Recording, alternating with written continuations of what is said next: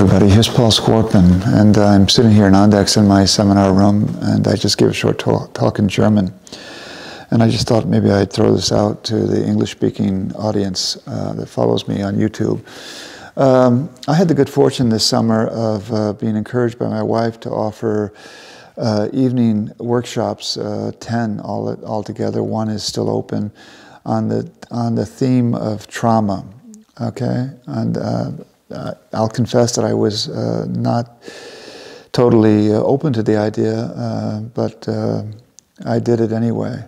And I'm so thankful that I did it, because it forced me to go into fields where I just thought it has nothing to do with spirituality, it has to do with psychology, and so forth and so forth. And then I just threw these 9 evenings together, and also through an online course that I did last weekend in English. I was able to look at the sources of trauma, and there are many. There's prenatal trauma. There's early childhood trauma. We tend to traumatize each other if we've been traumatized. There's also, if you believe in reincarnation, a lot of karmic patterns are built out of trauma. And there's also trauma that belongs to a people, especially if they have to leave a land in seek of safety. In Germany, there's a lot of folk trauma, as it were, and yeah, we know all about that. And there's also trauma that belongs to humanity, because there's never been a time that we weren't traumatized, never, because we were always somewhat in danger. And there's another trauma, which means that everything has accelerated so quickly that we've gone from a time where 95% of us were farmers, and that's about 150 years ago, where only 2 or 3% of us are now farming, because of mass farms.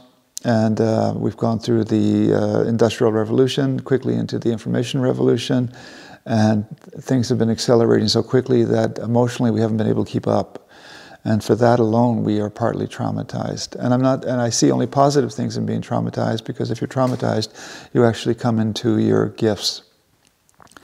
And then last weekend with the English-speaking people, you know, a lot of us went through together this 2.5-year period or 2-year period where we were always wearing masks just to protect each other from the COVID, okay? Which proves it wasn't any protection. Even Fauci in America says it didn't offer any protection, but we did it, and we're partly traumatized from that. And our children are definitely traumatized from that. But then it opened my eyes to the fact that there's another mask which we've been carrying a long time. I have this African mask here, I'm just going to show it to you. And that's the thing, is that when you are born into the world and your parents start speaking to you in German or in English, what they also tell you with this exchange is that there are rules to play by. If you're going to partake in a family, you have to learn the rules. And your parents actually tell you the rules, even in a very sweet language, and you're grateful for that, because then you can start preparing yourself for becoming a brother, sister, a child, because you know the rules. And those rules are going to be very important, because then it's picking part in a society, you know, first of all in kindergarten, then in school, and then in the workplace.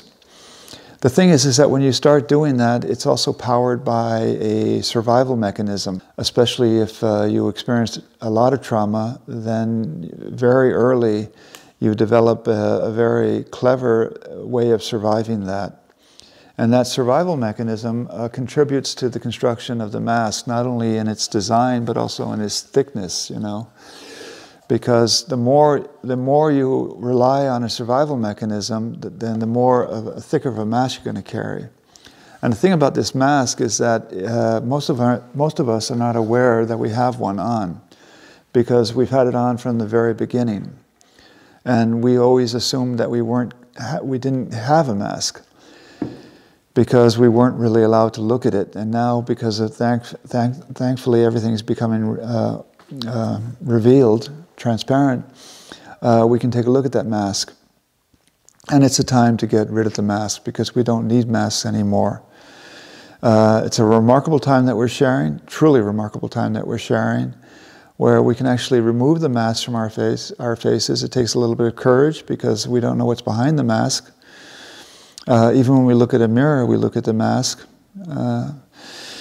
And it is a remarkable, remarkable time that we're living in, and it's a time that we can actually transcend and transform trauma very, very quickly, either through spiritual healing, one of the best methods because it's so soft, or through a family constellation work, to become aware of trauma, and then we'll realize very quickly that our parents were fully traumatized, and maybe our grandparents were probably traumatized, and yeah. So I just want to share this with you. I mean, this mask, these COVID masks are nothing compared to the masks that we've been carrying on, not only in this life, but maybe through past lives. And it's time to take it off and take a look at who we really are and be able to see each other for who we really are. So I just want to throw that out. I could offer another weekend seminar online. The people who took part were partly in America and partly in Denmark and partly in Norway. And we did a lot of energetic work, a lot of self-healing work, a lot of hands-on healing work. And it was a nice balance between exploring that together through our own personal experiences, but it was also a chance to do energetic work and to see how much the Divine Mercy is there right now to help us, free us from trauma in general, and take these masks off. Okay. Take care, everybody, and we're going into the weekend, so have a good weekend. Thank you.